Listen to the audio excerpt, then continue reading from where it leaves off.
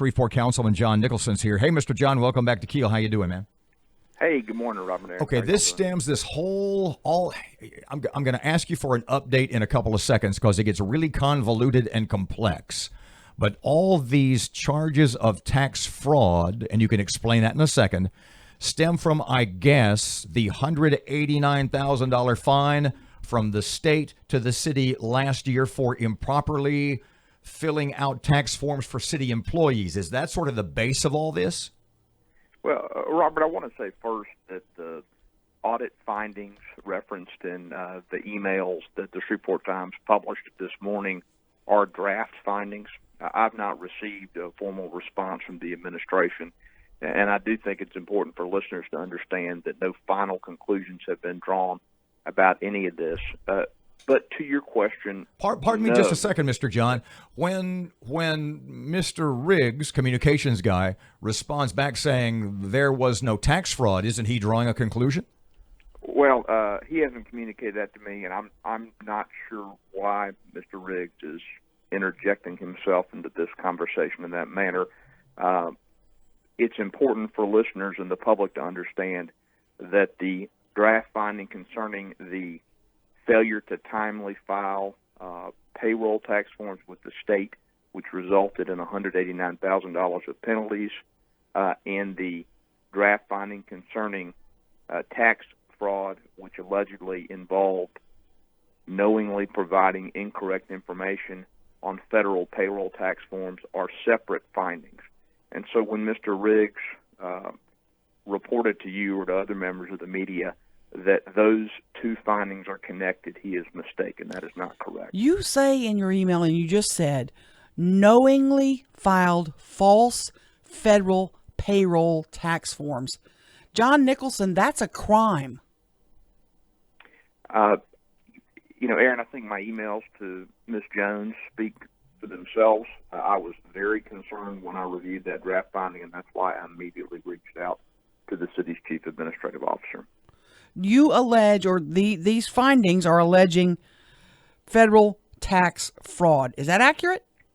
The draft finding, which I reviewed, indicated that incorrect information was knowingly provided on federal payroll tax forms to avoid the payment of penalties to the federal government. That was the draft finding. At the directive of the finance director, or did the finance director allegedly do it? No, I want to be very clear about that. I haven't received any information, and I have drawn no conclusions about which individual or individuals were responsible for this, or even if it happened, because the draft finding is just that, a preliminary finding that has not been finalized and to which the city has not formally responded despite Mr. Riggs' statement yesterday. So I am absolutely not accusing the finance director of having any knowledge of this, because I don't have any evidence that he did. I would not get on the radio and accuse somebody of a crime. But you have discussed in these emails a vote of no confidence in Mr. Madden, who is the finance director. That is true, and I will say those emails, although they are public records and they have been published, were sent to Ms. Jones so that I could express my concerns to her directly as a member of the council, and not necessarily for public consumption, although they are now. Speaking of your correspondence with CAO Fields Jones, her response to you, it talks about, and you can clarify and you can parse it for me a little bit. She says, we got to kind of go slow with this because this guy, he's running the department, and if we do anything, things might unravel. What, am I misinterpreting that? What did you think she meant by those statements? Look, I think she meant that the finance director has a long history of service to the city, and that he has extensive knowledge that hopefully we'll be able to download to other employees and supervisors at City Hall before he departs. I think her response was a sensible one, and I appreciate her efforts to address this concern. When I talked to former Mayor Tyler about these fines and the time frame, because it happened under her watch, she had no knowledge of it. I felt pretty confident that she was telling me the truth. Is that something that shouldn't be happening? That a mayor should not know these kinds of things are going on? Well, look, the most concerning aspect of the $189,000 fine that we paid to the state for failing to file tax forms on time is not necessarily that the late filing was made. I don't think that's something that should happen for an organization the size of the city of Shreveport. It's not excusable, but mistakes do happen. When that mistake happened, however, we should have requested a waiver of the penalty. That is routine.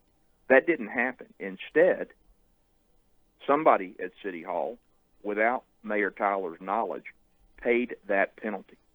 And one of the things that I hope we will understand after the Audit and Finance Committee completes its investigation is why did a subordinate of the mayor, whoever that was, decide to pay that tax penalty rather than request relief from the penalty, which is something that organizations large and small do every day in dealing with tax mistakes. Mr. John, just to clarify, what you just said was that not only, because Aaron said this after speaking with Miss Ollie, so not only did she not know that the forms were not being filed in a timely manner, she also was unaware that a $189,000 check was set out to pay the fine.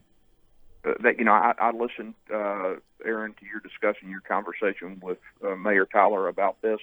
If she says she didn't know about this, I absolutely believe her. That's a tremendous problem from my perspective, and I need to understand who in city government took that action without her approval and knowledge. Mr. Riggs also says the Department of Revenue has waived these fees and the penalties will be reimbursed to the city of Shreveport. Do you have any knowledge of that? I received an email from Ms. Jones that was sent to me and to Mayor Perkins during yesterday's city council meeting indicating that that had happened. I'm very pleased that the department has granted us that grace. But again, I don't understand why the request for a waiver of the penalty was not made before our external auditor called this to the city's attention. So what's next? What's the time frame? What's the city council going to do? When is this going to be finalized? Is the internal, or rather the outside audit? When will you get all that info? And what inclinations as to what they might do next are you getting from the mayor's office? I don't know what the mayor's office will do, although as you saw in the email that Ms. Jones sent me, they are committed to addressing these problems. And I want to reiterate that the issues we're talking about, the late tax forms, the payment of penalties without the mayor's knowledge, all this happened before Mayor Perkins took office. And so this is not something for which he was responsible. I expect that just like me and the other members of the council, Mayor Perkins wants to get to the bottom of this and take appropriate action. The audit findings are now draft findings. How long does it take before it's finalized? The last information I received was that the auditor hoped to have the report to us at the end of August, but that's dependent on the city's timely providing information that he has requested and that he needs to complete his work. The last email I received indicated that he had not yet received all the information he needed from the city. The final investigation into them, I'm switching gears a little bit on you, I apologize. The final, and this, we got to run, but the final audit on the insurance that you guys called for, when's that going to be ready? We were expecting that, a month or so ago. I hope to have that in the next 30 days as well. I want internal audit to work expeditiously, but to take as much time as it needs to get it right, and that's what they're doing. Councilman John Nickelson, thanks for joining us this morning. Hey, thank you both so much.